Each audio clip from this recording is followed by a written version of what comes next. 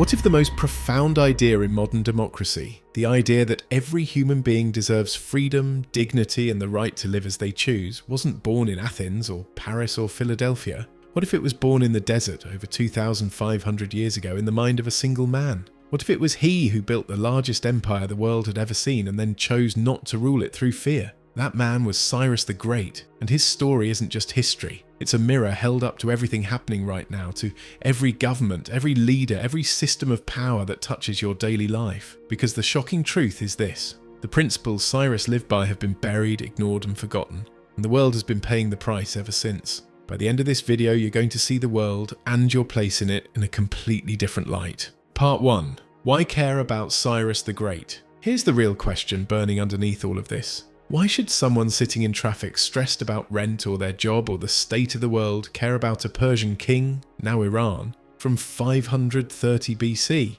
What does any of this have to do with real life today? Everything. That's the answer. Absolutely everything. Because the way governments are structured, the way leaders justify their power, the way societies treat minorities, immigrants, and the displaced, none of that was invented recently. The philosopher George Santayana once wrote that those who cannot remember the past are condemned to repeat it. And right now, the world feels more divided, more anxious, and more uncertain day by day. So, there is something urgent about revisiting a man who figured this out when the rest of the world was still worshipping conquest and cruelty. Cyrus's story reveals something about the human condition that's still true. People want freedom without chaos, identity without isolation, belonging without oppression, and leadership without fear. Cyrus proved that diversity isn't a threat, it's a strength. He demonstrated that empathy isn't weakness, it's strategy. He embodied the idea that power rooted in respect is stronger than power rooted in terror. So, this is a conversation about power, about freedom, about what it actually means to lead, and what happens when the world forgets.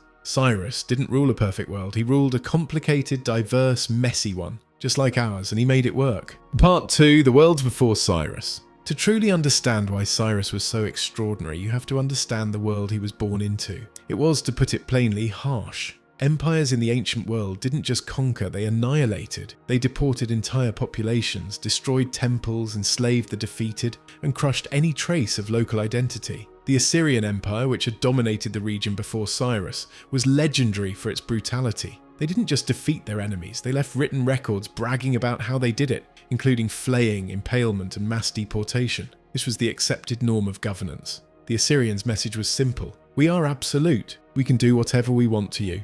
Your gods are nothing. Your life is nothing. We own your reality. This created a world defined by a profound sense of terror and existential dread. If you were conquered, you didn't just lose a war, you lost your meaning. Your connection to your ancestors, your language, your rituals, and your place in the cosmos was all subject to annihilation. And into that world, Cyrus the Great stepped in and did something so unexpected, so unforeseen, that historians are still stunned by it thousands of years later. He won, and then he showed mercy. Part 3. The man who rewrote the rules of power. Cyrus the Great founded the Achaemenid Persian Empire around 550 BC, and within a generation he had built the largest empire the world had ever seen. The empire stretched from modern-day Iran all the way to the edges of Greece, Central Asia, and the borders of Egypt. He conquered Lydia, Turkey, and he conquered Babylon, and unlike every conqueror before him, he didn't rule through terror. He ruled through something far more profound and far more powerful: respect. The philosopher Xenophon, writing in ancient Greece, was so astonished by Cyrus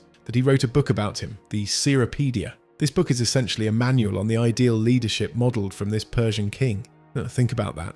A Greek intellectual from a culture that was often at war with Persia, writing that this man was the greatest leader who ever lived. That's not admiration, that's awe. Cyrus established what historians now call the Satrapy System. He divided his vast empire into provinces, or satrapies, each governed by a regional satrap, a kind of governor who maintained local laws and customs while answering to the central power. Instead of imposing one culture, one religion, one identity onto every corner of his empire, Cyrus allowed each region to govern itself. He trusted local knowledge. He respected local traditions. He understood with a profound wisdom that people do not revolt against leaders who respect them. This system allowed the empire to function like a living organism which was decentralized, flexible, and resilient. It was a political version of the psychological principle Carl Jung would later articulate: the individual is the only reality. Cyrus governed individuals, not abstractions. Part 4. The moment that still echoes through history, the most eye-opening act of Cyrus's reign, the one that should shake every single person to their core, happened when he conquered Babylon in 539 BC. He didn't loot the temples, he didn't enslave the population, he didn't tear down the city's religious icons or impose Persian customs on millions of Babylonian people. Instead, Cyrus walked in peacefully and issued a proclamation. He restored the city's god Marduk to his rightful place of worship. He declared that all peoples living under his rule had the right to practice their own religion, and then, in an act so remarkable it reads almost like fiction, he freed the Jewish people from the Babylonian captivity, allowing them to return to Jerusalem and rebuild their temple. Let that sink in. He freed an entire people from captivity and gave them back their homeland, their faith and their dignity. He did this simply because it was right. The Bible references Cyrus in the book of Isaiah, calling him the Anointed One, which was a title given to him by a people whose God he didn't even worship. That is the depth of the gratitude he inspired. That is the weight of what he did. Part 5. Cyrus Cylinder, World's First Human Rights Charter. In 1879, archaeologists digging in the ruins of ancient Babylon unearthed a small clay cylinder covered in cuneiform script. It was broken and ancient, and it turned out to be one of the most remarkable artifacts ever discovered. The Cyrus Cylinder, now housed in the British Museum in London, is an extraordinary relic that is widely cited as the world's first charter of human rights. The cylinder isn't a legal document in the modern sense. It's a declaration, a manifesto. Its contents are astonishing. Cyrus declared the abolition of slavery across his empire. He ordered the restoration of religious sanctuaries that had been destroyed or neglected. The amazing reality is that the religious freedom we often take for granted today has its DNA in the soil of ancient Iran. Cyrus also decreed that all displaced populations, people who had been ripped from their homes by conquest, had the right to return. He condemned forced labour. He proclaimed that no one under his rule should be subject to persecution on the basis of their religion or their race.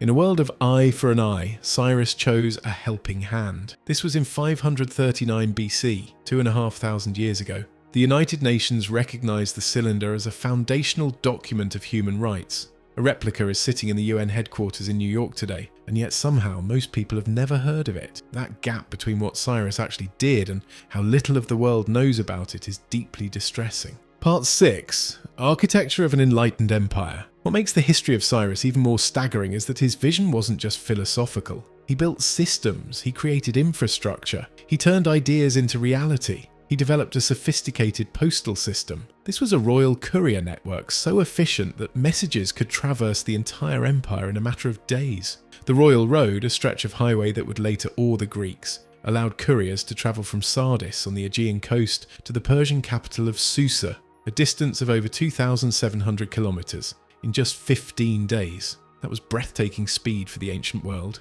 It meant the empire could communicate, coordinate, and respond. Cyrus the Great's military was organized and professional. The famous Immortals, an elite unit of exactly 10,000 heavily trained infantry, were legendary in the ancient world. They were legendary not just for their fearsome skill in battle, but for the symbolic power of their number. When one Immortal fell, another immediately took his place. The unit was always 10,000 strong and always unbroken. It was a profound psychological statement about the permanence and resilience of Persian power. And yet, for all this military might, Cyrus almost always preferred diplomacy, integration, and tolerance over force. He understood, centuries before modern psychology put a name to it, that human beings are motivated not just by fear but by belonging, by dignity, and by the profound need to feel that their existence matters. Part 7. A legacy that still shapes your world. Here's where ancient history collides with your present-day life. The legacy of Cyrus the Great didn't stay in Persia. It travelled, it inspired, and it infected the minds of the most powerful thinkers and leaders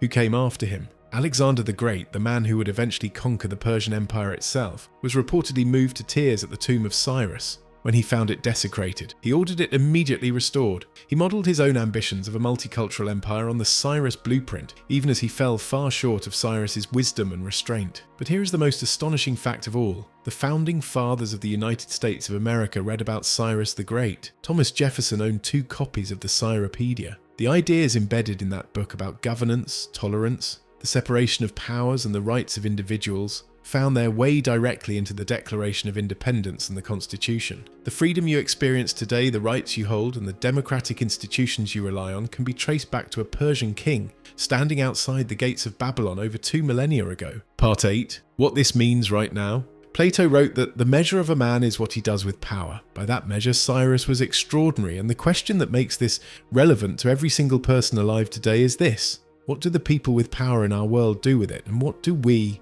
as individuals, demand that they do? The philosopher Jean-Jacques Rousseau once wrote, "Man is born free, and everywhere he is in chains." Those chains are not physical. They are the chains of anxiety, of loneliness, of hopelessness, of being told that our identity is under threat. We are living in an age of what a psychologist might call ontological insecurity. This is a deep, unsettling feeling that the ground beneath our feet is unstable, that the world we thought we knew is disappearing. We are afraid. When we are afraid, we look for strongmen. We look for someone who promises to burn it all down and rebuild it in our image. We look for our own personal Cyrus, but we find, more often than not, is a modern-day Assyrian. Part 9. The truth that still stands. Cyrus the Great was buried in a large but simple limestone tomb at Pasargadae, his capital city in what is now modern Iran. Unlike the pharaohs who built pyramids to shout their greatness at the sky, Cyrus left behind something quiet and dignified. The inscription on his tomb reportedly read, "O man, whoever you are and wherever you come from, for I know you will come.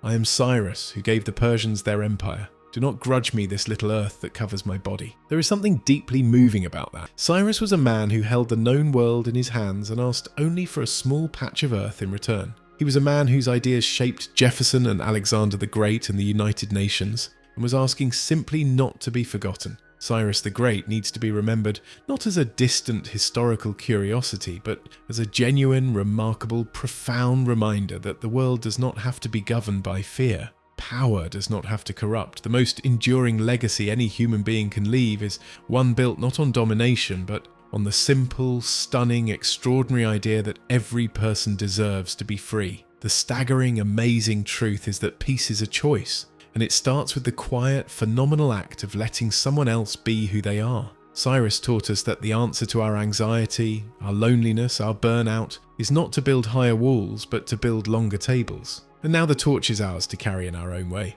We can choose to be architects of integration in our own lives. We can choose the outward action of building satrapies of respect in our workplaces, our families, and our communities. And we can choose the inward action of building satrapies in our own minds.